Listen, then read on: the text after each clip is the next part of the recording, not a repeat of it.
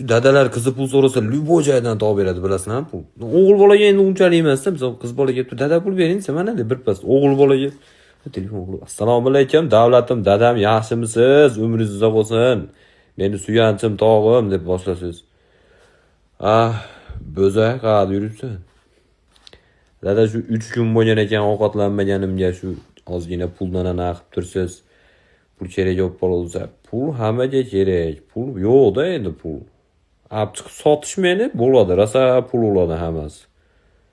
Va kecha seningga 100 ming so'mdan ko'p, $500 beruvdim. Ko'ylak oldi endi.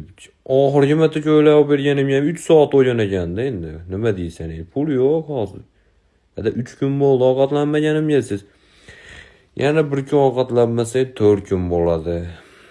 Yo'qda puling qayerdan senga hozir bitta mashina beradi, u 500 ming so'm pulga qayerdan topib beraman?